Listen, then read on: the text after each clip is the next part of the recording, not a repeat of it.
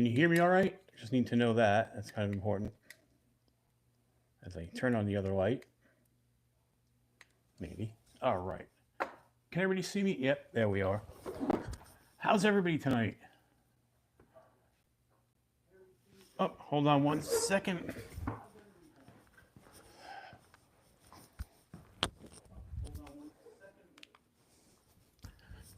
Oh.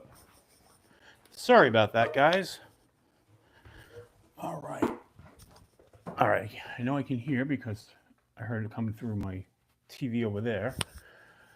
So, welcome to Friday. This is weird. I don't usually do Friday. You guys know I do Sunday night. But I was bored. My wife went away. She took our niece, or she went with my niece and my sister-in-law down to Maryland for a cheerleading competition this weekend.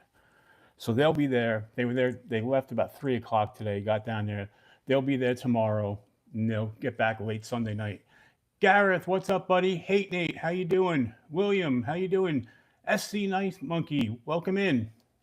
Rolf, I know you're here. Hello there. And I believe EKG was here. So that's why I'm on tonight. I'm bored out of my mind. It's Friday night. I didn't want to go out. And, because I wanted to watch Bees. And earlier I was watching, Crispy Donut Community. And then I was watching Metal Complex and, just jumping all around. So I was just like, well, what am I going to do tonight? I stay up late anyway. So it was like, well, after Bees goes off, I'll just jump on. So I'm glad you guys came by to hang out. This was a pretty cool week as far as stuff coming in for the channel. So I got some stuff to show you and, and just, again, this is just a hangout. This was not planned. This was kind of spur of the moment while I was watching Bees. I was like, what the hell am I going to do later? You said my wife's out of town. And I don't know. I figured hang out with my buddies online. So, Dawn and Chriselle, hello there. So, some cool things happened. One, I was on Tactical Llama's live stream before, and I won his Patreon giveaway, and I wound up winning a Civivi Praxis. And the funny thing about that is, earlier today, I had won one of his contests last week when he has the duck races, and a prize pack came from him today that included some of this cool stuff. He had a whole bunch of stickers in there, and then there's a whole bunch of stickers in that. Then he also had some channel stickers, obviously Tactical Llama sticker, Bando Pick sticker, another Tactical Llama sticker, and someone who we all know and love, a Barbie Chambers sticker. So Rolf, you gotta know Barbie. You gotta let Barbie know I have one of her stickers now through Tactical Llama.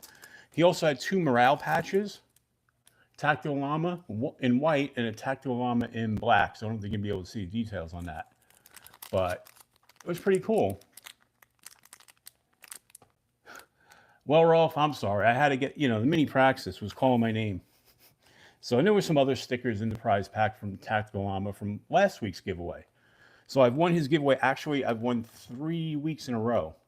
So 2 of them were sticker packs, and then this week was the knife. So Addicted to Blades, welcome in. MPG Websites, hello there. Welcome aboard. So it was kind of cool. I came home and got that. And then I had some other packages in the mail today that one I knew was coming, and one did not expect. It was sent over by a friend. And if you were here last week, I showed you a Demco 8020 clone that was okay.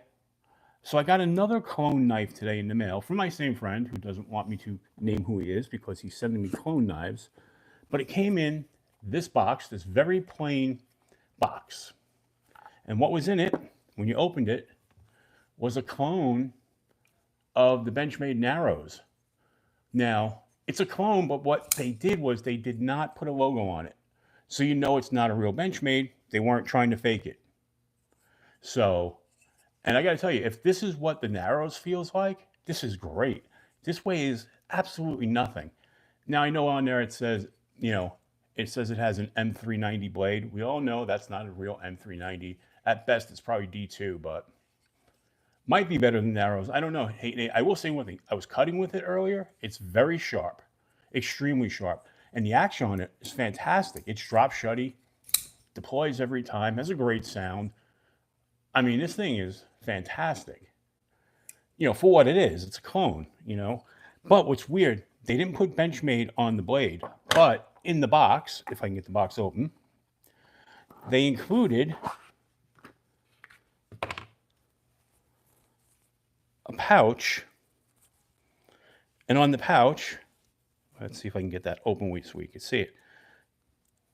And on the pouch, it says Benchmade. So I don't know, they were trying not to put out a counterfeit and just make a clone, but they put in a counterfeit bag. I don't get it, but oh no, I'm not going to complain. This is, and I looked it up. This was on Amazon. They're like $15, and I think there was a coupon, so it wound up being like, I want to say like $13 when my friend sent it over.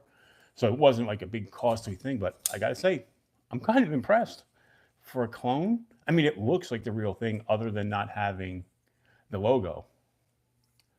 Wes Gibson, hello there. Welcome in. Appreciate you stopping by.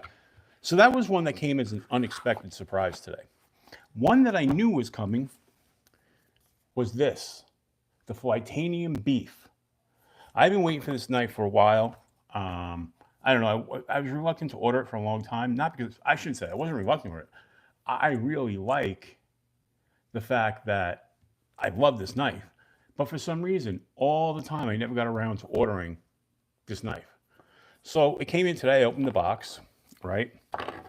And not a lot in the box. You get a beef sticker with the guy barbecuing. Kind of cool. I like stickers, so.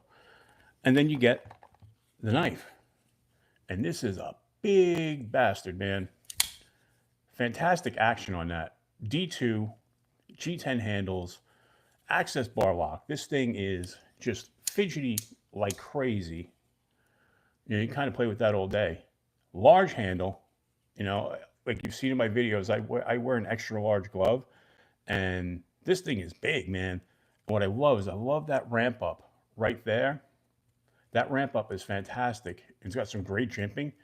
Man, that is really nice. And I was perusing Flitanium's website today, looking for, because they offer so many accessories, custom thumb studs, custom colored screws, all kinds of custom colored G10 handles, titanium with inserts, everything you can think of. You can take. They even offer an S90V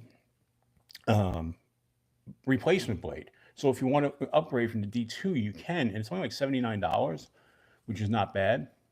So you could really make this a premium knife. You can get the titanium scales, and they do all the crazy titanium anodizing and stuff, like the lightning storm and all that great stuff. And you can get the S90V blade, and you can really make this a top-notch knife. But you don't have to, man. This thing's great, and they've got that unconditional guarantee on the blade. So they'll just replace it. I mean, you damage this thing, even doing something stupid like prying or whatever, they'll still replace it. It's like a no questions asked warranty. You strip out the screws, you send it to them, they'll change them out for you. So I love that. I mean, and it just feels so damn good. And I think the red with the red thumb stub looks awesome. The clip's reversible, deep carry. This is really everything I love in a knife. I love kind of harpoon blades, even though it's not a harpoon, but you've got that ramp up. Man, this is seriously everything I love. So how's everybody doing? Everybody doing all right? What's everybody carrying? I'll show you what I carried today, and then you guys tell me what you carried. So the first thing I carried was something that came in from Hytron. This is sent in this little box this week. Hytron sent over the, this is the Pathright. Another crossbar lock. On this one, it's 1428, 14C28N blade steel. Clip point, really nice. Really nice. G10 handles. Clip is not reversible, but it's got a nice place for a lanyard. There is no jimping on the blade. I wish there was. But what I love is this is so subdued. The only thing marking on there is that tiny little logo. Other than that, there's nothing on the blade except for the metal type right there. And it's kind of really cool. You know, this comes in at a great price point. I think these were I think they're like usually like around $49, but there's always like a coupon on Amazon, and I think you can get this for around $30 or so. Don't quote me on the exact price. Like I said, they actually sent the knife to me, so you know, for a review. So that's going to be coming up soon. And I carried that. I also carried this, which is the video I released the other day. This is the Kaiser Buddy. I was so excited when this knife came in the other day that I recorded a video like literally an hour after it showed up. It showed up in this, you know, big giant box. You know, it has the sheath. Let me see if I can get it off my belt. I'm scout carrying right now. Yeah. So came with the nice Kydex sheath. And man, what a great knife. Wonderful clipping and no sound whatsoever. Eagle Scout, hello there, buddy. Neil McKenzie, now you have 3 lives. I know, I was doing that earlier, Neil. Don't feel bad. Mo Cycle, Mo Better. It is a Kaiser blade, but it's a Buddy. That's the model. This was a Kickstarter, so it hasn't even been out in the stores yet. I don't think it comes out for another few months. But, you know, Gabriel Martinez, how are you? So, Emily Tan, hello. So like I said, this was a Kickstarter that I backed, and it showed up this week. I didn't even know they shipped it. And man, it came in, and I fell in love with this knife instantly. I've been carrying it every day since it came in. I think that was Wednesday. I released the video on Thursday. Yeah, so it came in on Wednesday, and I've been carrying it ever since. What a great little EDC knife. I think we all were doing that, William. Same thing. I had MC on my TV, I had Bees on one tablet, and then I had Javon on my phone. I actually had 3 going at once. So, well, Emily, thank you. So that was some of the stuff that came in, but there's more. But I want to know what you guys are carrying. You know, what were you guys carrying today? Oh, I know Swing Blade. French fried potatoes. Yep. You can always quote Swing Blade, and I'm in. I'll be right there with you. So, Colts to 8010. You know, the 2 knives that I have on my wish list right now, and again, I have them there, and I know I want them, but I keep going to other things. I want the AD10 and I want the AD15, the cold steel. I want to try the Scorpion lock. I really think it looks cool. You know, Sarge brand knife, cheap food knife. Fair enough. Nothing wrong carrying the Ozark Trails. I've carried them. I have them in my collection. The Kaiser Odin, the Para 3 Light. Nice, Rolf. Very cool. So, yeah. I have both of those knives. Eagle Scout. I love both of them. Nice. I have not handled the Chavez yet. I'm hoping when I go next weekend, I'm going to the Lehigh Valley Knife Show with 2 of my friends, and I know Fred DeLug is going to be there. I'm hoping to meet up with him, but I'm hoping to handle some Chavez. I don't know exactly who the vendors are that are going to be there. I think it's actually more knife dealers as opposed to the companies themselves, from what I can see on the on the vendor list. But I'm not sure. But I definitely want to go. I'm going to check it out. Hopefully, you get to handle a lot of things that you don't regularly see in person. You know, I have gotten that before. Yes, I've been told that. I do resemble the guy from Mythbusters. You know. And hello, Jamie. Welcome in. So, we got 17 people here, but only 6 likes. Come on, guys. Give it a thumbs up. Don't forget to give it a thumbs up. So, I am going to enjoy this tonight. This is Sam Adams. This is a Berliner Weiss. So, I'm going to open that up and Hope you guys don't mind. And by the way, coolest bottle opener ever. It's the Star Trek Enterprise. Starship Enterprise. So put that aside. So cheers, everybody.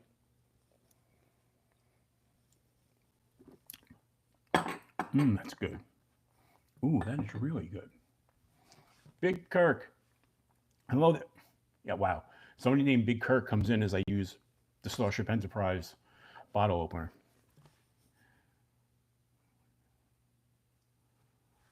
You'll sub and like for a request. I don't do requests. You can sub and like if you want. It would be appreciated, but I don't do requests.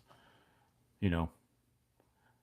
So I don't know if I told you guys, but I'm now collaborating with Concept. So they sent 2 of these to me to try out, and this is the Concept Primate. This is a new pry bar by them, and this thing's kind of cool. It's a pry bar multi-tool that I think I can get out. There we go. And it's kind of like a karambit. It actually has a really nice fidget factor. You can kind of spin it, catch it, do all that good stuff. And it's got a lot of tools on here. One, you've got a window breaker or an attitude adjuster. Same thing on the bottom. You've got your pry bar right there. It also works as a flat blade, but also could be used to, smack somebody upside the head if you needed to. So, and you've got your bottle opener, which maybe I should have used that for there. You've got 4 different wrench sizes here. Actually 3. That one's not a wrench size. We got 3 here. Pocket clip and wire stripper here. And nail, you also pull nails with that. And it's just a really nice tool, and it weighs nothing. It's titanium. So, and it's got that anodization. This one is pink. They sent a blue one as well. I'm going to keep the blue one. Maybe give this one to my wife. I'm not sure. Maybe go into a giveaway. I haven't made up my mind yet. So I'll definitely keep one, but maybe one will go into a giveaway. So that's that. Then they sent over this thing. And this is the Concept Stiletto. And Debbie King, hello there. Loser, hello there. Zach181. So this is the stiletto. Comes with this kind of cool neck chain. It's not your typical ball chain that they send, which is kind of cool. But what this is this is an EDC ice pick. So I don't know if you can see the holes there. This is the tool you need to take it out. You kind of just lock it in place like that, and then you unscrew it. And then once you get it to there, you take this, put it back where, you put it back on the bottom side here, right? No, the other way around, sorry. You screw this in here.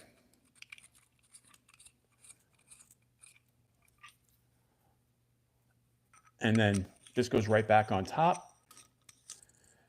And that's your stiletto. It's an ice pick. And man, the engineering, and this is just a beautiful tool. It's not, doesn't have any sharpened edges. It's just a point. But you can use that for, one, pulling splinters, carving into things, piercing holes, ice pick. A lot of creative things you can do with this. And then, of course, if you needed to, you can, we all know what that's going to be used for. But Concept sent these over, or Concept, I gotta stop saying Concept, and I really appreciate it. This is the first time I'm collaborating with them, and I have to tell you, I hit the, yeah, definitely self-defense, 100%, but I feel very blessed lately because ever since I broke the 1,000 sub mark, these, well, yeah, the whole, yeah, I wouldn't even keep it that way. To me, this is more, I'm going to keep it in the car type of thing, But yeah, you're right. They would definitely have it, But you can just, the whole thing is you can actually leave this in the out position and just leave it loose so you wouldn't have to use the tool. But I was just, like I said, I feel kind of blessed because these companies are now sending me all kinds of stuff to review. And I never thought that would happen, you know, but it is happening, and it's really kind of cool. Right now I'm up to working with 9 companies, and there are a couple more that are on the way. So that I've talked to, but yeah, and I have a bunch of affiliate codes, and I'm an idiot because I haven't posted them on my page yet. So I'm going to be doing that this week. I'm going to be working on some of the administrative sides, stuff. Debbie King, I appreciate that. I'm going to be on again Sunday night, and on Sunday night there is going to be a giveaway for the 1,000th subscriber, because the last one I did was actually for my 500th giveaway, because I was so far behind on actually doing that. So there's going to be like I said, a giveaway on Sunday night. So if you guys are here and you want a chance to win some cool stuff, definitely stop by Sunday night at 11 o'clock. There's going to be a knife in the giveaway. There's going to be a flashlight. There's going to be some type of multi-tool, I believe. It's going to be basically a tiny little 4-piece kind of EDC kit. So if anybody's interested in winning that, just make sure you're here. Jim Miller, hello there, and good night. Well, I appreciate you stopping by. So, but that's the kind of week it's been. Like, a lot of stuff came in, and I bought a couple of things. Let me show you another thing that came in before we move on to what I bought. And what I bought is no major thing.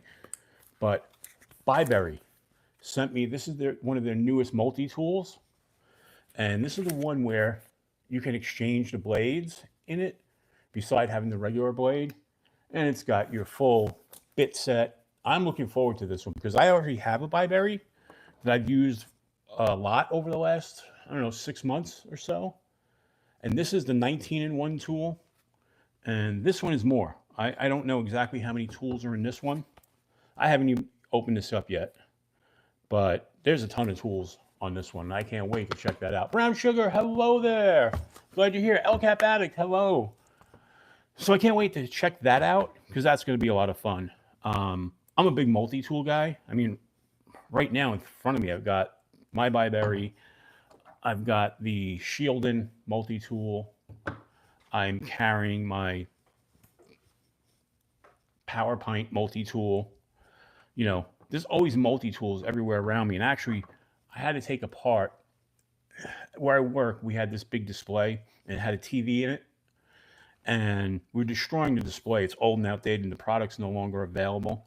So before the crew got there to dismantle it, I took the whole thing apart and took the little HD TV out of it.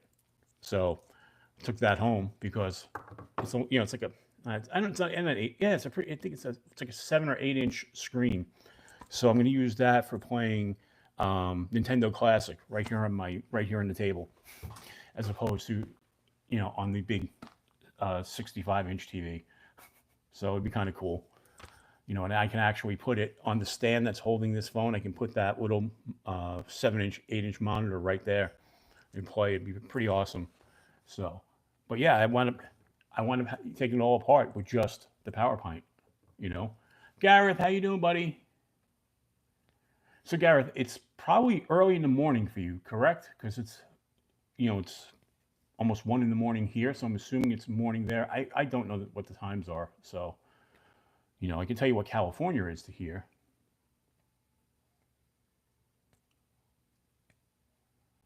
No, this is not. 6:45 a.m. Wow. It's funny. I'm going to wind up going to bed at like 3 o'clock, and I'll wind up getting up about 7 in the morning tomorrow. So I'll get like 4 hours of sleep. But right, Gareth, you just had a birthday, didn't you? I'm sorry about that. Happy birthday. Brian White, hello there. I don't know why I just grabbed my iced coffee when I have my beer still here. So.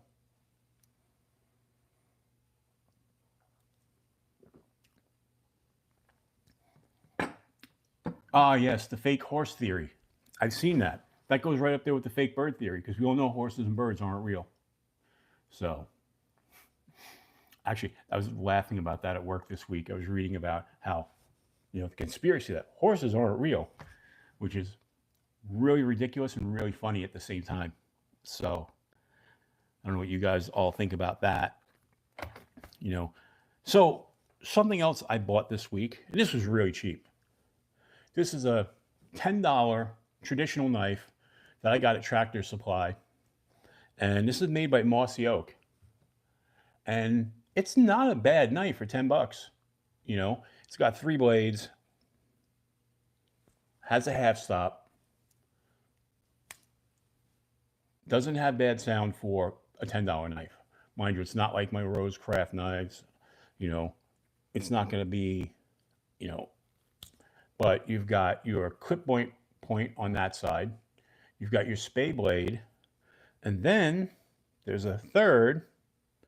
There's a sheep's foot, and I was like, wow, for $10, I couldn't resist it because these are resin. They're not bone or anything, but it's nice looking. Hey, Kelly, did I miss you coming in? How you doing, Kelly? By the way, guys, Kelly did a great video today on her channel on how to tie a tactical lanyard. And man, it was really good. I'm not great at lanyard tying. I do basic, you know, just basic knots. And I actually sat there and watched it twice to kind of get what she was doing. I'm actually going to try it tomorrow. So Kelly, really good job with that. You explained it really well. You filmed it really well. Very good job. I appreciated that so much. I just forgot to leave a comment on it, but I'll go back and leave a comment. So, Brian White, hello there. So yeah, guys, really check out Mick Ranger. Welcome in. So, guys, when you get a chance, after I'm done or tomorrow, whenever, but in the next couple of days, check out Kelly's video. Well, easy peasy for you, Kelly, because you are like the master at tying lanyards. You know, in fact, this is one of Kelly's. This is a zipper pull that came in with my pickled steel knife. So, in fact, I actually had that here, not through the lanyard hole, but I was carrying it today like this on the clip, so I could easily pull it out of my pocket. So, but that's the kind of cool stuff that Kelly does. So check out her eBay store and her Etsy store. Really good stuff.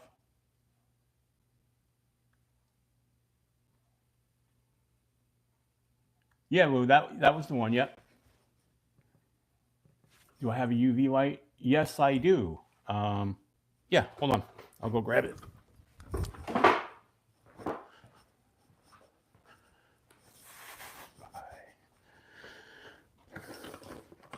Okay. So, UV we want. All right. So, is that going to... Ah, it glows. I see it.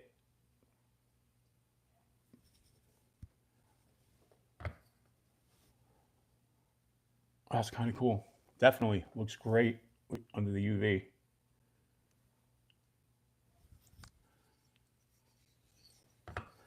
Very, very cool. So, speaking of glowing, I carried this week, and this is a this is a Glow Rhino NAFS collaboration.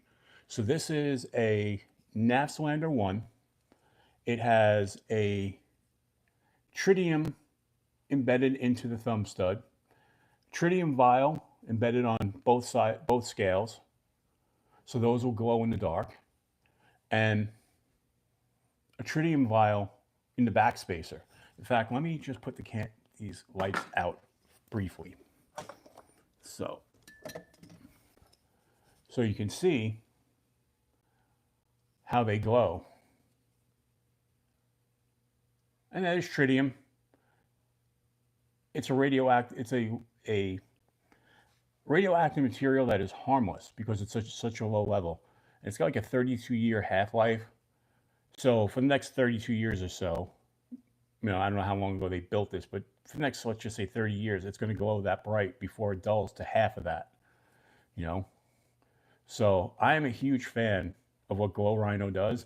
And this one with NAFs, they did this collaboration. What's really cool is that I don't know if you can see it, these scales are carbon fiber, and they don't sell them separate.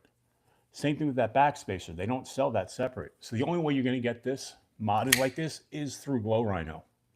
And this is just a fantastic EDC knife, as every NAFS is. You guys know, I'm a NAFS fanboy. I got the shout out from Ben. That made my day. Thanks to Ken Denman. So I was carrying that. That was kind of cool, you know. Yeah, so I basically varied my carry all week, as I always do. Same thing with knives. I, carry different knives every single day. You guys know I put up a short just about 5 to 6 days a week, showing what I'm carrying. And usually it's only a partial. I usually show just the knife, not everything. A couple of videos last week, I decided to show a full loadout. I also carried the new Ramette, the Canyon. I carried that this week. And that's just a great little gentleman's knife. I actually carried that into the office. And man, that is a slicey beast. So I wound up missing 2 days of work this week, Wednesday and Thursday. Last week I blew a tire out in my car, and the lug nuts were on so tight, I wound up throwing my back out, getting the lug nuts off, and changing out the tire. And then I came home. That was Friday. I felt okay over the weekend, and the wife and I decided to do a lot of moving stuff around in the house, and that didn't help.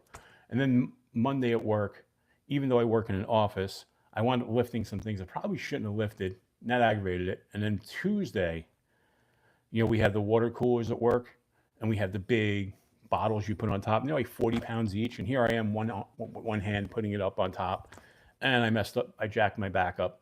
So I wound up missing a couple of days of work. And finally, it's starting to feel good. And of course, today, we're remodeling where I work. And my boss turns to me and said, "Hey, we've got these old track lights. Let's take them down." Really? Because I'm the marketing guy. I'm not the physical labor guy. Not that I'm afraid of physical labor. I mean, I've done it all my life. But I was like, okay.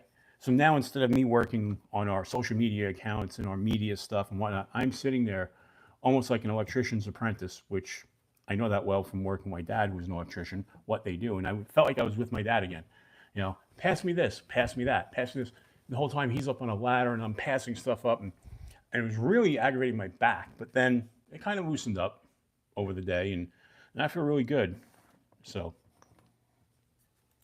with that, cheers, everybody.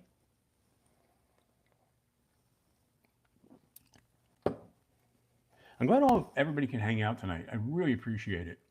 Like I said, I was bored out of my mind. Not that watching other streams isn't fun, because it absolutely is. But I was like, what do I want to do? I was like, do I play video games? Like, nah, I don't feel like doing that. And I was like, wow, shall we jump on live with everybody? See all my friends in the community and hang out. So what did you guys all do? Any big plans for this weekend? I know for myself personally, I want to go hiking tomorrow. Now that my back is feeling better, I don't live far from a nature trail. I live like literally 5 minutes from it, and actually crosses right near my house. And I was thinking about going out there because I've hiked it once. I hiked about half of it, and I didn't realize that I thought it was much longer than it was, and I hiked half of it and turned around. But I should have just did the whole thing. But I didn't know at the time. I hadn't really studied it. I just knew where the entrance was, and I saw the signage, and I was like, all right, let's park there and walk the nature preserve, and there's some amazing wildlife there because it runs right alongside of a creek, and man, all kinds of fowl, ducks, geese, all that kind of fun stuff, cranes, turtles galore. I mean, everywhere you look in the creek, there's just turtles and frogs. And I went out there, I want to say fall of last year, Now everything here is starting to bloom, so I want to go out there and see what that's like before it gets too overgrown in the summer. It gets too hot. It's going to be like in the mid 50s, almost 60 tomorrow, but it may rain, so I'll gear up for that. It's not a long hike. It's only about 3 miles total, so I'm gonna probably do that tomorrow. Get out there and just get out into the wild. But what about you guys? Any big plans for the weekend? Maybe going out, doing anything on the outdoors, or love to know what you guys are doing.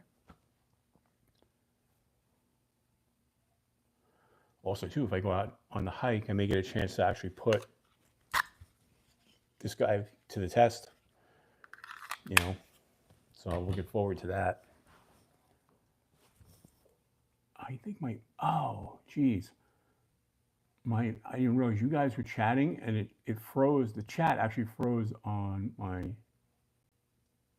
screen. Okay. All right, I missed a bunch of the chat. Sorry. Crew Smith Outdoors, hello there. I do have the Space Kitty scales. That's on my lander too. So Hate Nate, yes, I do have the Space Kitty scales. I have a lot of landers.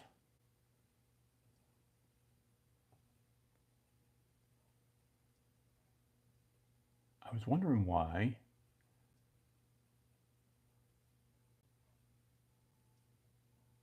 Make sure that anything and everything that floats.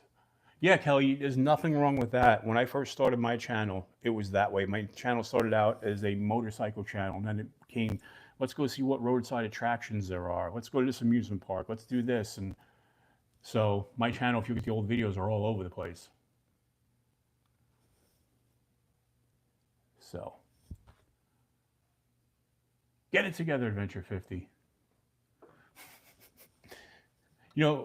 Lou, you're a tough crowd, man.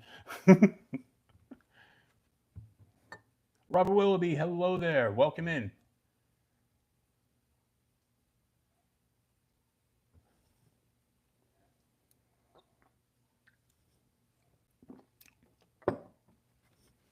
I believe tomorrow night, Legion Steel is back live. I'm not sure because I know they were bracing up for storms again. I don't know if anybody saw that. So I'm hoping, I haven't heard an update from them tonight, and hoping everything is okay with them. I don't know if anybody saw the posts on Instagram, but I'm got my fingers crossed for them.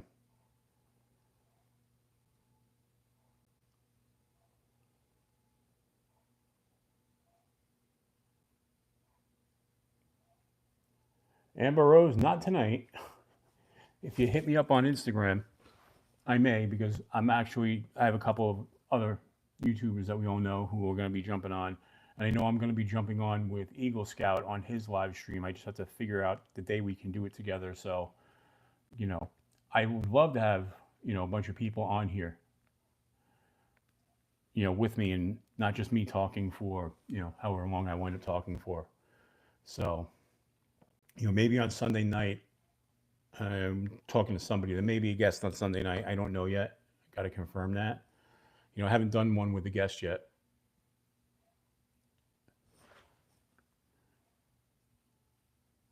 So what 50? Huh? I don't get it, Gareth. I'm missing something here. What 50? What you talking about, Willis? I have no idea what you're talking about. So Gareth, whatever you're talking about went right over my head. Oh, you want to hear a funny thing, guys? Because my wife is traveling. She's not a pew-pew person, and she's reluctant about knives. But I wanted to have something, so I gave her one of my tactical pens. Oh, no, Gareth. Actually, Adventure. All right, I'll explain the Adventure 50. I actually have a few different motorcycles, Gareth. I have a Honda Shadow. That's a 700. I have a Yamaha Virago. That's a 750. but my adventure bike is a 150. So, but where the Adventure 50 comes from is I started the channel with two intentions. One, I wanted to visit all 50 states. So that's where part of where the Adventure 50 comes from. But I also started it around my 50th birthday.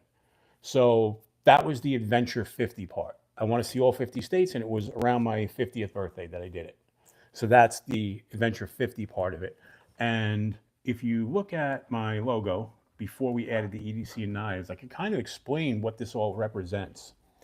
So you have me on the bike, okay? And this is one of my scooters that I have. This is a Piaggio 350cc scooter. So the thing does like 90 miles an hour, right? And so here, the green represents, could either be trees or mountains. The beige is for sand. The white represents the road and snow. And the blue on my uniform and the bike represent the ocean. So that's kind of what the whole thing symbolizes. And again, that was originally because I was going to try to ride all 50 states. Kevin Smith and Knives, how the heck are you? Welcome in, buddy. So that's where the logo came from. And then when I switched to doing knife content, all I did was add because I like the logo, even though it's not as relevant as it was originally. So when I started doing the knife content, I just added EDC and knives to it. So that's the whole story of Adventure 50. So, you know, it's also like Metal Complex was talking about that tonight. He was talking about how so many channels have the name knives or EDC in them. He's like, he was actually commenting on, I don't remember whose channel it was, but he's commenting how he liked the name because it didn't have knives or EDC in there. And Jim Cox, hello there. And I was like, yeah, I was like, that's one thing. My name is just Adventure 50. So it's, so I could go different ways with it. It doesn't just lock me into EDC and knives, even though that's primarily what I'm focused on right now. But spring is here, summer's coming. There's going to be more content with me on the motorcycles again, going out camping with them and that sort of stuff. I don't know if it's going to be as prevalent as it used to be because I had 2 years ago, I had a really bad crash on one of the motorcycles, and it really messed me up with riding. And it's like my third crash. The first two had never, ever bothered me. Like I literally got on the bike, rode damaged bikes home. The last crash, and I rode that one home too, I got really banged up. And it had been a long time. It had been like 25 years since I had a crash. Yeah, maybe like 20 years. And this one stuck with me. And I lost a lot of confidence getting on the bike, and I'm not afraid to say it. So I didn't ride as much last season as I should have. I probably went on the bike maybe 10 times. That's it. Where the seasons prior, before the crash, I was commuting to work with my bike. I love riding, but there was this anxiety just to put the gear on and then get on the bike. I would have to ride, and it would take me about 10 to 15 minutes of riding before I got over that anxiety. And I didn't feel comfortable riding that way. I felt like I was riding overly cautious and riding scared. And I'm not afraid to say it. I needed to get over that. I think I'm over it now. If it wasn't going to rain this weekend, I might even take the bike out. But like I said, I'm going to go hiking in lieu of riding because I really don't want to ride in the rain, not for the first ride of the season. So.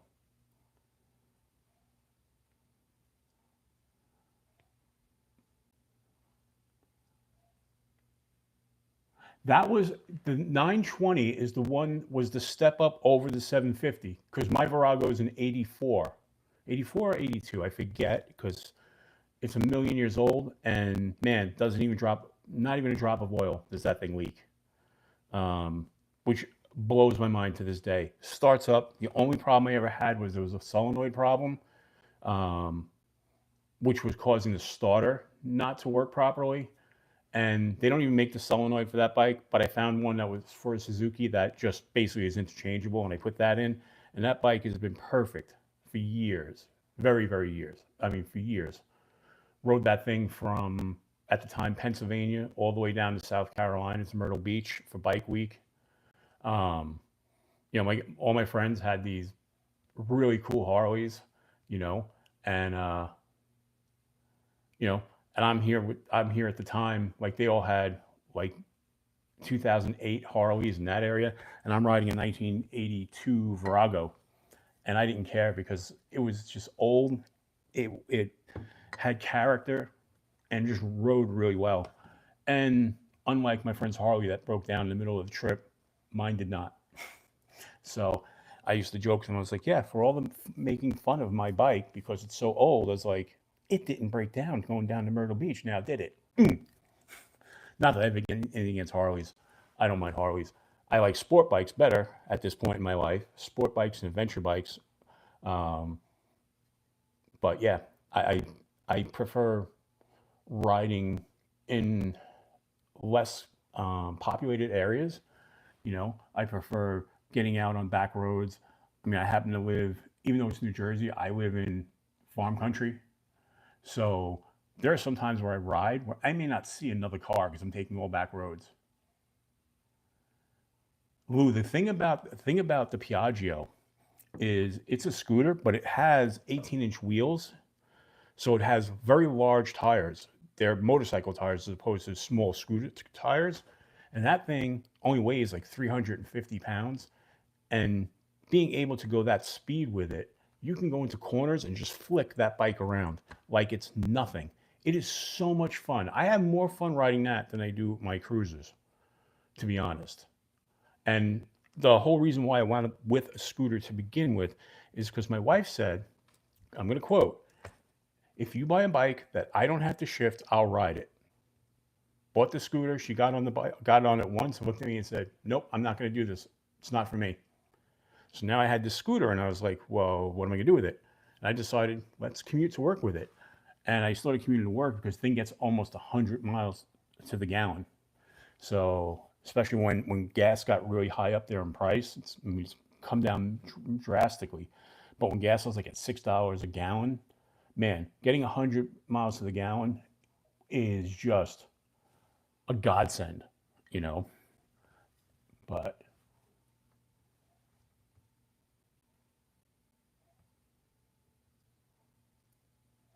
yeah, I mean, bikes are a very personal thing.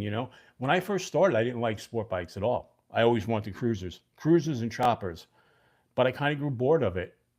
I just, the cruiser lifestyle just bored me after a while. Everybody had to put on the uniform, had to have their leather jacket, their denim vest. You know, I just, I just felt I needed to be different. I didn't want to be part of the uniform crowd. And I don't mean that in a bad way because if that's what you enjoy, that's cool. It just wasn't for me. I don't, like a lot of my friends are like, well, you're not into Harleys because, you don't get it because you don't have a Harley, so you don't get the lifestyle. I'm like, no, I don't want to get the lifestyle. Sorry, you know. Um, so everybody rides what they ride, and I don't care what anybody rides. As long as they're riding, that's my whole thing. Just get out there and ride. Like I said, this is going to be the year where I get back riding a lot. So,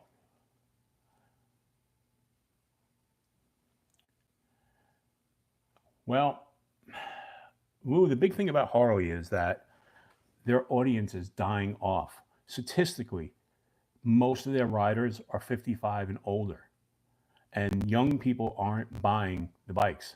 Harley is hemorrhaging money. And when motorcycle sales were down in the industry, it wasn't really down in the industry. Harley's sales were so bad that it was bringing down the numbers across the board for motorcycles in general. Look it up. I mean, they're very close to bankruptcy, and they need to figure out something right away. They need to figure something out. So I don't know if they're necessarily woke because they want to be woke, or they're just trying to grab a broader audience because their audience is dying off. One of my best friends, guy's like 65 years old, and all he does is scream at the clouds and get off my lawn. You know, my Harley doesn't have all the electronics, blah, blah, blah, blah, blah. And I'm like, yeah, but nobody wants your Harley, which is why you can get them dirt cheap used at this point. No, the CEO didn't help, not at all. But you know, they had some ideas that were going to be innovative. You know, look, they came out with the Pan American, and the Pan American is an amazing, although too heavy in my opinion, adventure bike.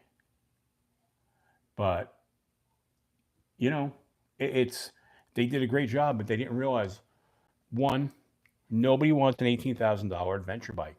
That's not called BMW, by the way, and nobody wants one that's that big and heavy. So yeah, and the problem is, if you're really going off road with an adventure bike, you're gonna fall. You're gonna fall and drop it many, many times. So with that being said, I don't want to lift a bike that heavy over and over and over again. You know, that's why I ride a small little adventure bike, because if it falls, I could literally lift it up with one arm. You know, that thing only my bike only weighs like a little bit over 200 pounds. So I don't need to kill myself lifting it every time you go down. And you will go down on the trail. And that's different than the type of crash I had. So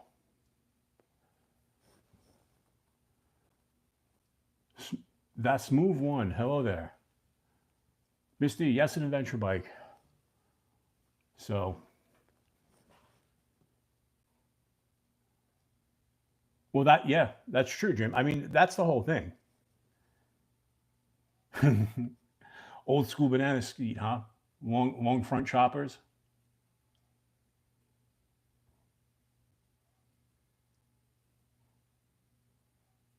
Being able to bring my.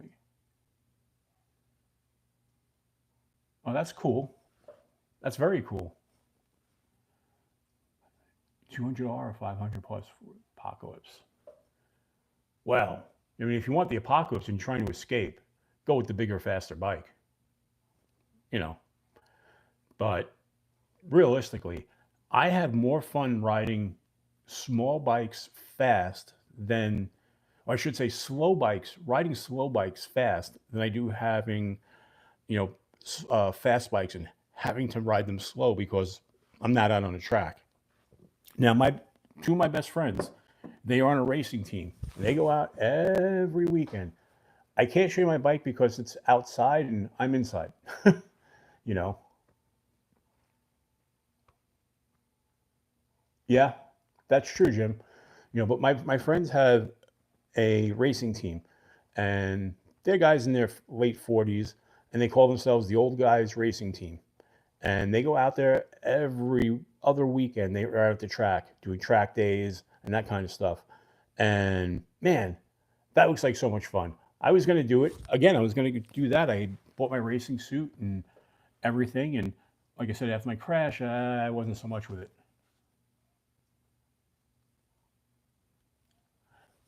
Hey Nate, after my crash, I that's the way I was last year. Like I said, I was riding in fear, so I took time off. And my wife was like, "You're not riding enough." And I'm like, she's like, "Your bike's only like a couple years old, and you're not riding enough." And I was like, "Yep, I know, yep." And I finally had to admit, I told her just like 2 or 3 weeks ago, I had to explain to her that I was having anxiety attacks getting on the bike. So, but I'm over that, and I'm actually looking forward to getting on the bike. So, I've already got a camping trip planned on the bike because I love just packing up my bike and heading out. So, actually, I want to show you guys something. I'll be right back. Let me just go get this out of the room. This is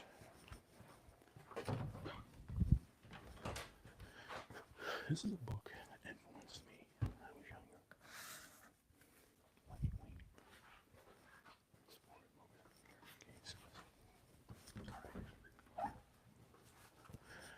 So this is a book that I got when I was in my early 20s. And this bike is called Lightweight Motorcycle Travel for Terminal Cases. And this is a book basically on traveling on a low cc small motorcycle, riding across country with just stuff you could strap to it. And nothing intrigued me more than after I read this book. And, you can get this book on Amazon. You can download it off Kindle. This is like the third edition because I've worn out some of the other editions that I've had. But this is a great book if you want a good read and really prepares you for anything you can face on a bike. It's just a small little book, but it's inspirational more than anything. And this is what made me want to go out and do camping and long range riding on a small bore bike. So, and again, it's lightweight, unsupported motorcycle travel for terminal cases. So, but yeah. And book was written, I want to say probably mid 80s, you know, and they've updated it with some of the newer technology and stuff, but the book's basically covers the same thing.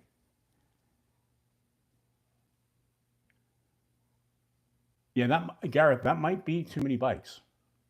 Although not really, not in my opinion. If I had the room for them, I'd probably have that many bikes too. You know, like I said, as it is now, I have 4. So, but, you know, I've been selling guitars off. So one of the things that I've done recently is I've sold off 12 guitars now. And that's actually what's helped fund some of the stuff I've bought knife-wise for the channel.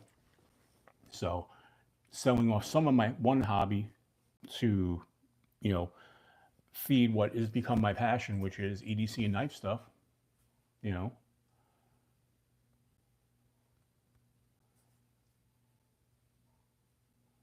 Yes, I know the book is backwards because I'm using my, you know, my reverse on my phone, but yes, correct. The book is backwards, but you get the gist of it.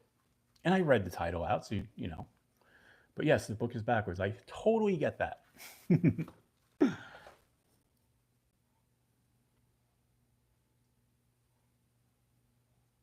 Oh wow, that's pretty cool, Wes. That is really cool.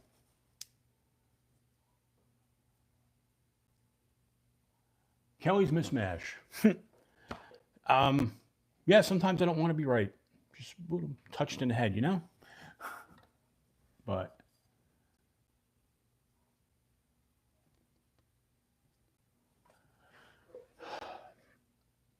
well, Blaine, one, I don't know if the copies are better.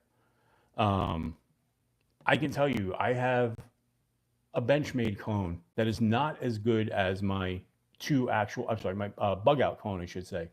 That is not as good as my actual Benchmade, you know, bug outs. There are differences, you know. One, even though it's, you know, the blade says whatever steel it says, you know, it's just not that steel. And it doesn't hold an edge as well. It does cut, I will say, out of the box, they cut equally as well. But the whatever cheap steel that they're lying about doesn't hold an edge like my actual Benchmades. You know, I'm sure it's going to be the same thing with that clone, you know, that I put away before. I guarantee you that's not going to hold an edge. I guarantee you that's not really, you know, M390 steel. So the whatchamacallit, the Demco clone. Let me grab that. That's right here.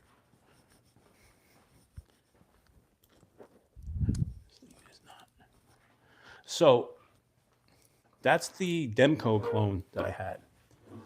And there is no way this is as smooth as an actual Demco. You know, I can tell you now, it's, even though it shuts, this lock is really difficult to operate compared to a real Demco. You know, does it deploy very easy? Yes. Does it look good? Well, other than the lime green color, it does look like a Demco, but they didn't put any branding on it. So they weren't trying to fake that this was a real Demco, which, okay, if you want to make a cone, I'd rather have it that way, you know? Hey, Shadow Play, welcome from Ireland. So that's why, I don't know. There's also a matter of ethics. You know, what people don't realize is that knives just aren't, you're not paying just for the material. You know, Dragoon, you know, that would actually be pretty cool. I'll contact you on that, definitely. But there's a problem because people think, oh, Benchmade's overcharging, and they are. Don't take it any other way. They are overcharging. But there's research and development that goes into it. And that one of the reasons why these Chinese companies can knock off these knives so cheaply is one, using lesser materials. Two, they spend no time researching and developing the product. They're just reverse engineering and copying. So there's no investment on that point on their part that they have to regain. You know, they're not paying the actual designer. You know, like when you buy a knife and whether it's, you know, a Ray Laconico or, you know, or something like that, that designer is getting paid. When a Chinese company is knocking off that design, that designer is not making any money. So there's, you know, so it's a matter of ethics too. Like I said, I didn't buy this one or the other, you know, the Benchmade Narrows. That was sent to me because I have a friend who just decided that he's just going to keep sending me these clones just so I could kind of check them out. But if you notice, I haven't done any videos on the clones because I don't really, you know, I'll talk about them here in the live, but I don't really want to go out and promote them.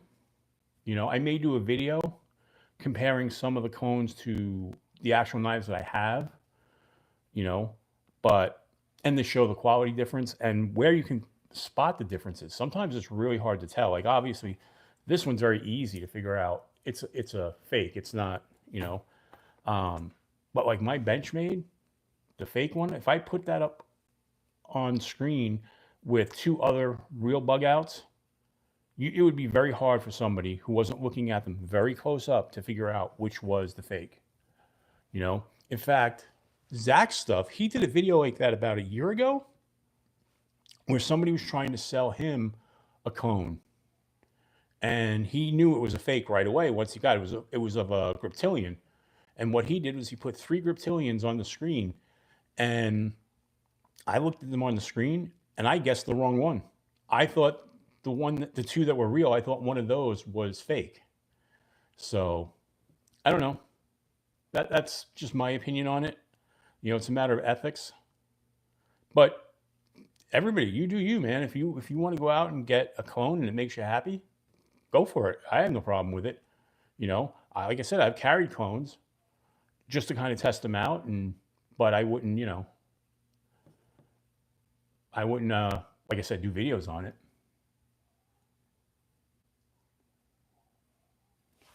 Oh, Lego Napoleon, if you don't like what we're talking about, you don't need to be here. So, see ya.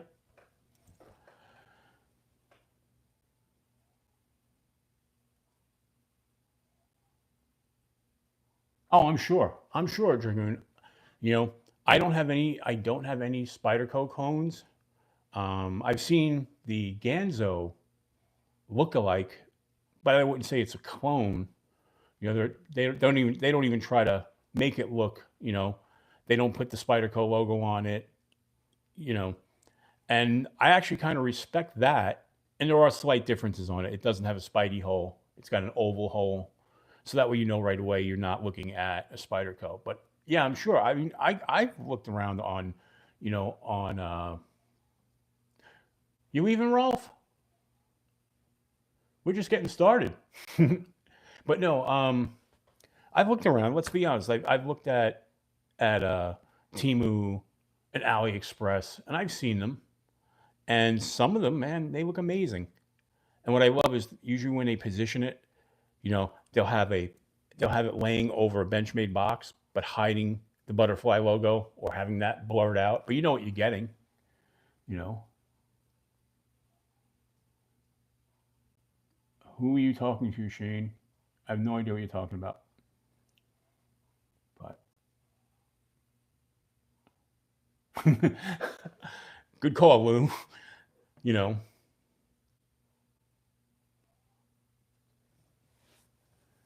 So no. You can go away.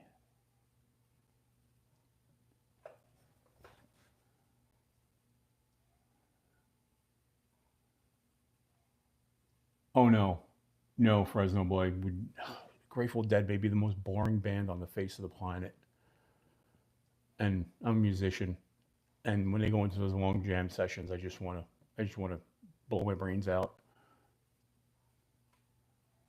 Who's the tough guy you're talking about, Shane?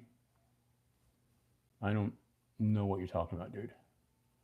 So, yeah, Gareth, you can start. You can start taking out trolls. Absolutely. So, yeah, I can't get in. I can't get into jam bands. I never have. I'm, jam bands and blues bands. I'm just not a fan. There are some blues players that I love, like Stevie Ray Vaughan and whatnot, but there's so many of them that sound the same. That just, you know. And this is what happened last weekend. We got off Knives and just talked for music for like an hour, which I don't mind.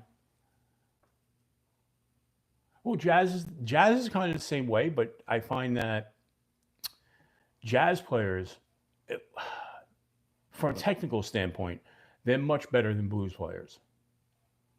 Equally as boring in my opinion, but what do I know? Everybody likes what they like in music.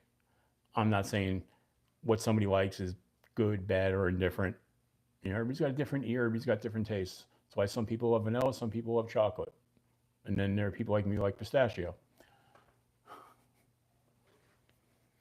Miles Davis though. Hey Nate, Miles Davis is he's cool. That's there's no other way around it. He just exudes cool. So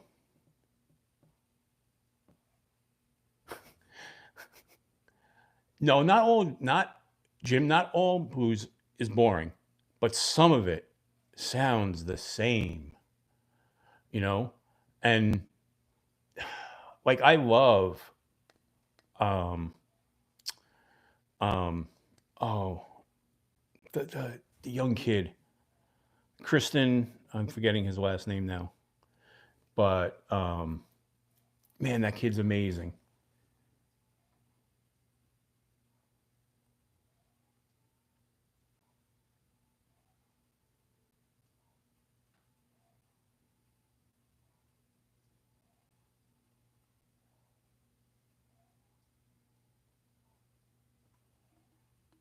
Yeah, exactly, Ishmael. That's exactly it. Blues is very basic, you know.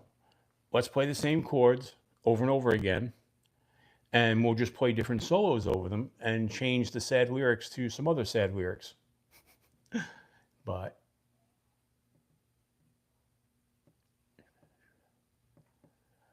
yeah, Kelly, that's confusing now. You people just do it to confuse me. Change your names on screen. Kelly's mismatch. I like it though. So I just have to remember it's you. But yeah.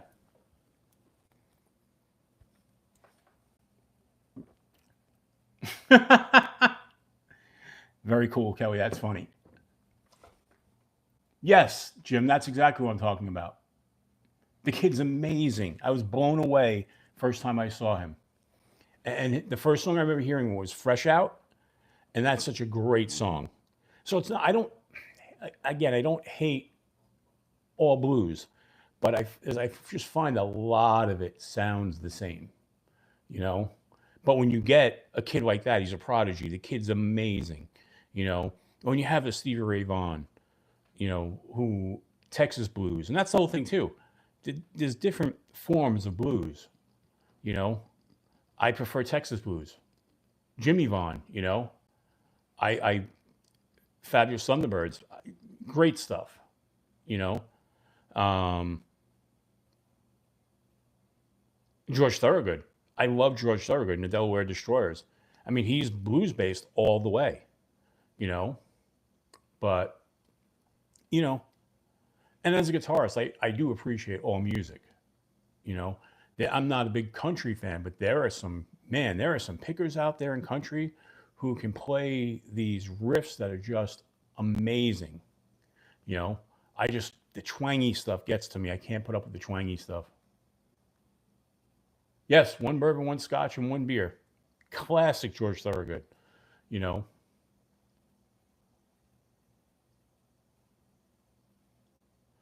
now, I don't know if country sucks. It's just not my bad. I mean, I grew up in the city, so I'm a city kid.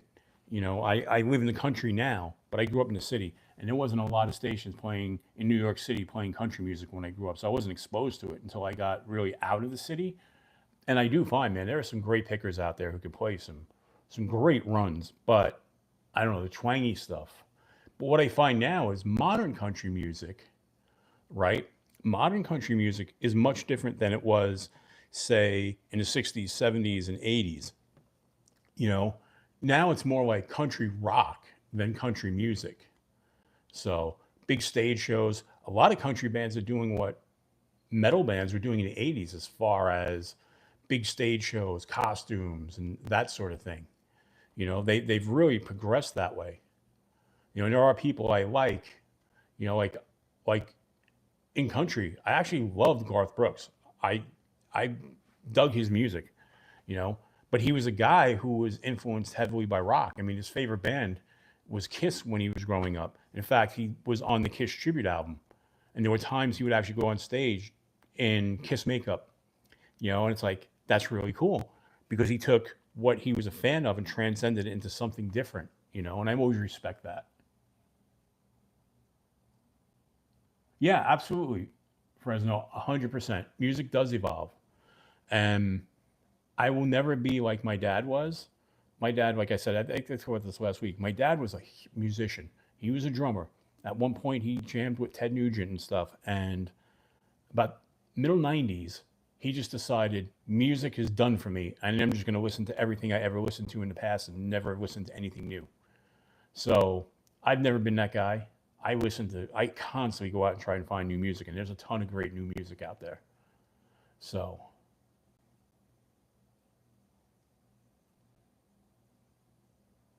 hmm.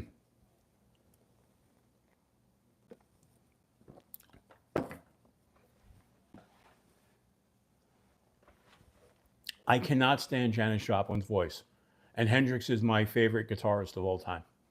So I love everything about Hendrix. And let's face it, Hendrix was blues based.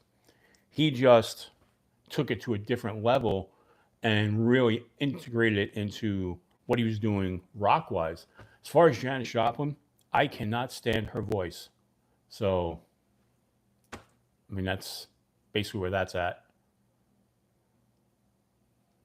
No, see, I just find she was screaming all the time, you know, and which was really funny because my dad loved Janis Joplin, and he would turn around and say the metal bands I was listening to were screaming, and I'm like, uh, no, I was like, she's screaming. Yeah, see, me and Bobby McGee is just to me that's a boring song. I just no. Ooh, that's hysterical. Hold on, we move the camera slightly, but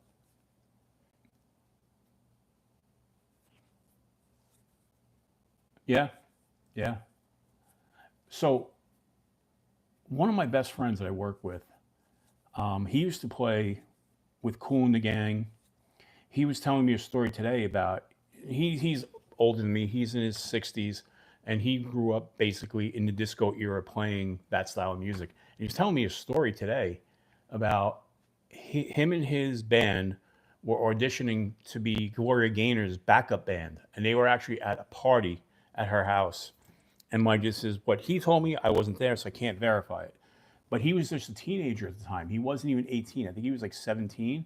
And he walked in and they were setting up their gear, and he looked around, he saw a big punch bowl, except the punch bowl had white substance in it. And he turned around to and said it out loud. He goes, "Why is there so much sugar in that punch bowl?" And his manager was like, "Shut up, that's not sugar." And he was like, "What?" And he was, like I said, 17 at the time, and he was so naive. He thought it was sugar and didn't realize it was Coke. So he said, in retrospect, they never got the gig because they realized that he was too young. So they kind of actually made them leave. So they never even really got to audition. So funny story though. I was like, he was telling me that. It's like, man, this guy was around for everything. He was around in the Bronx when hip hop and Sugar Hill Gang were coming up. He was part of that scene, you know, right after the disco age. So he's been everywhere. He's done gigs. Um, his brother toured and played, I believe, with Rick James at some point. But yeah, it's pretty cool.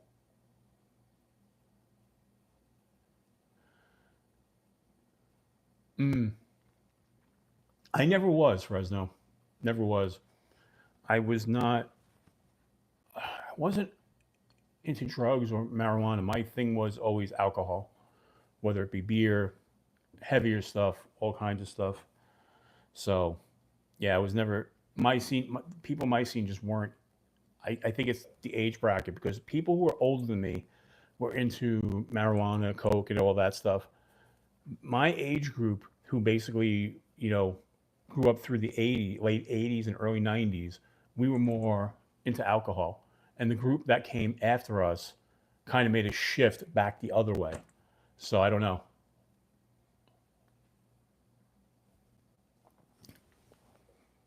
Hey, you, come this way so I can put you on camera. My cat's hanging out over there. She doesn't know what to do because my wife's not home, and she's usually in the bedroom with my wife at this point. And because my wife's away, she's just kind of hanging out here looking at me. But she won't come close enough for me to pick her up and put her on camera. Yeah, I don't actually drink much at all. This is probably the first beer I've had in a year. Um, I just don't do it much anymore. One, I'm diabetic, so I really shouldn't. I have been married. It's going to be 20 years this year. So, yep, 20 years with the same woman, and I wouldn't change it for the world. She is like the best person for me on the face of the planet. And I punched way up over my class. Um, she's ridiculously smart. She's a good-looking woman, and I married up. She married down, but must be working because we're together 20 years.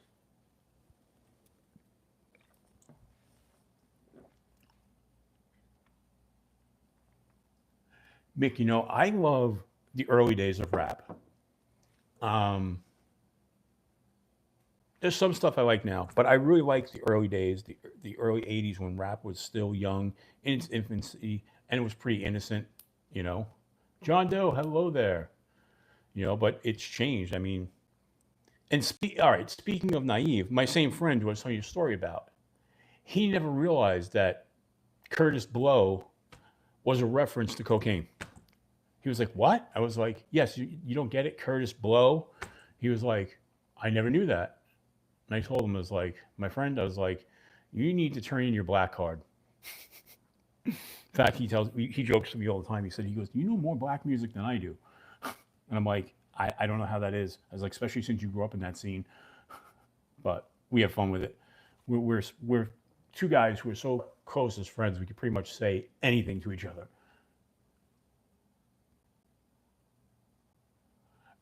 I loved the West Coast gangster rap, you know, but I'm talking about the OG stuff, NWA, Ice T, loved Ice T, stuff that came after it. I don't know. It's just to me went too far, you know. But yeah, I mean but that's the whole thing. That early stuff paved the way for a lot of what happened afterwards, you know. Oh yeah, easy gone way too short, Well, Lou, when you knew rap was played out when you turn on these TV commercials and you'd have these grandmothers rapping in TV commercials, and you knew at that point it wasn't cool anymore. So that's that's the way I look at it. Oh yeah, all that early stuff. Hate Nate. Yep, Public Enemy. Love Public Enemy. Run DMC. But it's funny because I'm a huge Beastie Boys fan from the early punk days and hardcore right through the rap, you know, to the end when they were doing more alternative type of rap. Love the Beastie Boys. Also think too because I grew up basically in the same area at the same time that they did. So, Brooklyn was an interesting place back in that era. And when they sing, they use a lot of Brooklyn references that I don't think then unless you grew up in the area, you would know. You know, like they reference a store called VIM, and when you were a kid in Brooklyn, VIM is where you went to get your sneakers. That's where you went to get your hip hop clothing. You know, and they had these commercials where they had a big deep voice guy who would come on, and you'd be like, VIM, and that's when you heard that commercial. You know where they were going with it. You were going to get your shoes there. You were going to get, you know, and they made a lot of references to that kind of stuff in their songs. I don't think unless you grew up in New York, you would know what they were talking about, you know?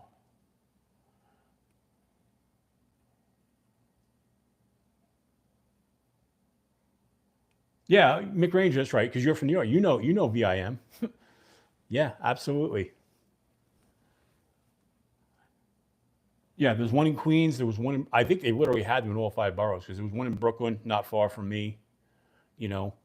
But they did so much, you know, New York centric material that was just awesome. Like, you know, if you're, you know, when you're a kid growing up in the city, you don't realize how big New York City is and how famous it is around the world when you're growing up there until you start to hear people from other places talk about it, good and bad. 'Cause I know some people hate New York City. So, oh, absolutely. The influence that African Americans had on music is can't be questioned. Cannot be questioned. You know, rap is something that was developed in African American communities, you know. So, and that changed the game as far as music goes, you know. And then later on, we would have bands, you know, rock bands who were integrating rap, and you know, and that created another genre. That's just, you know, it just you can't deny it. And if and people who do, I kind of look at them like, really, do you not study music history at all? Do you not know? You know, crisscross will make you jump. I heard, see, I knew some people who knew them, and those kids got really big egos really quick because they were rich at a really young age. I don't know what happened down the line, but apparently those kids were like really, really tough to deal with. So,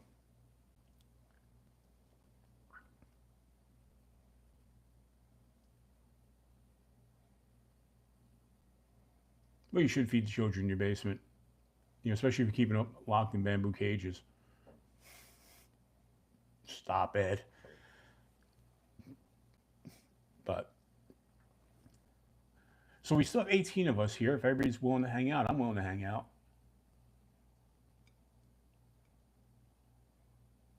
From the Berg? No, no. I grew up in Borough Park, Brooklyn.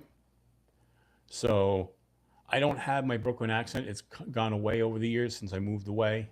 And actually, because there was a time when I was trying to have a career in radio and I really worked hard on losing my Brooklyn accent, although it still comes out. It's always going to be there. But, you know, but yeah, no. Um, but yeah, no, okay. I worked in Stroudsburg, PA, and I lived in Bushkill, PA, in the Poconos. So, so I know that whole area really well. Like I said, I lived there for about 5 years or so, and I made a lot of good friends. And then I also, you know the other part of Pennsylvania on the other end of the Poconos, around Milford and Matamoros area down that end, as and all the way down to, like, you know, all the way to Allentown that way as well. You know, spent a lot. Like I said, I spent, you know, I am okay. I'm Italian. I'm Italian on my father's side. On my mother's side, I'm German and Polish. So, and slightly Swedish, they tell me, but I don't know if that's true or not.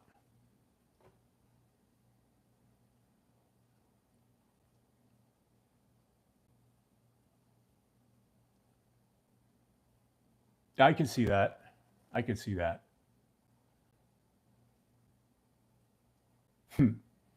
Yeah, I bet it is, Mick.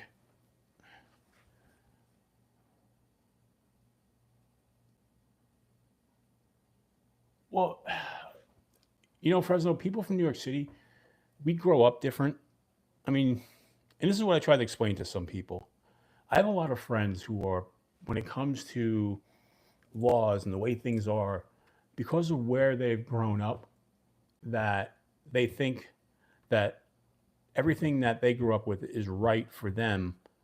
But you have to realize the laws that I have when I lived in Pennsylvania were much freer than the laws in New York City.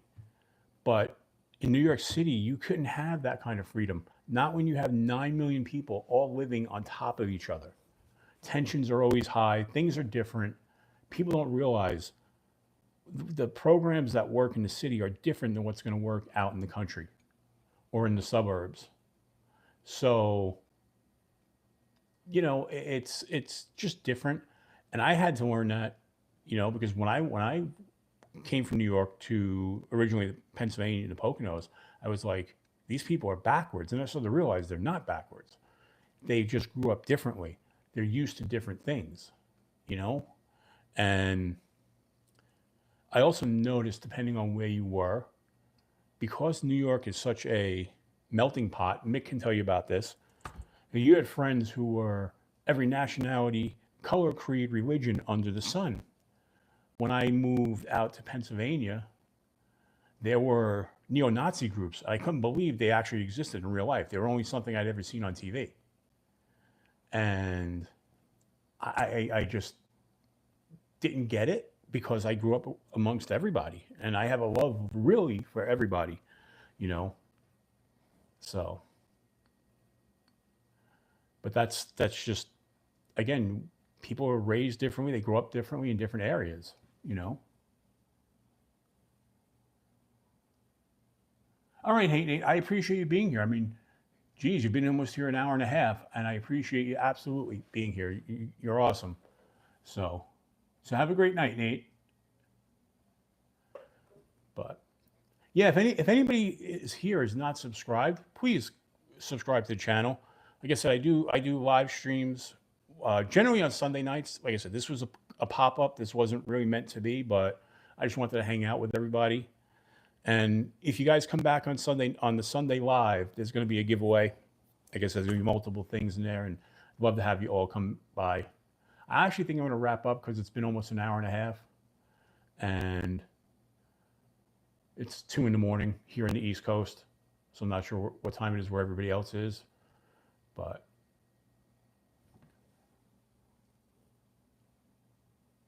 how bad is the storm down there, William? How bad is the storm?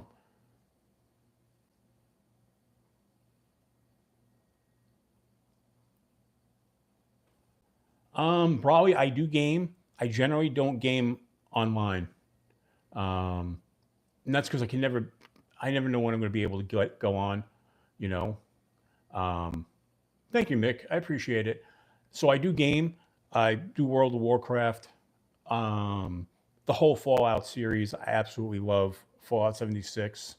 Um, you know, but Cyberpunk, I don't game huge like I used to when I was younger. And by that I mean like, you know, during COVID when everybody was home, I did a lot of gaming. You know, for lack of being able to go outside and be with people, I did a lot of gaming. But Elder Scrolls, absolutely, absolutely. I used to do a lot more PC gaming than I do now. Now it's all Xbox. So, and I'm going to wrap up here. Like I said, we're just about to hit the 90-minute mark, and I appreciate everybody being here. You guys are great. Bazooka, you got here a little late. So, but again, if you haven't subscribed to the channel, please do. I put out, shorts just about, 5 to 6 days a week showing what I'm carrying. I put out long form videos at least twice a week, and I do the live stream on Sunday nights. And we're gonna do some more pop-ups. So, and yeah, I appreciate everybody being here. And if you guys have your own channels, when you subscribe to mine, just leave a comment in the short that you subbed, and I'll come back and hit your channel up as well. So, all right, guys, have a great night. I really appreciate being here. Much love until we meet again, and hopefully I'll see you guys on Sunday.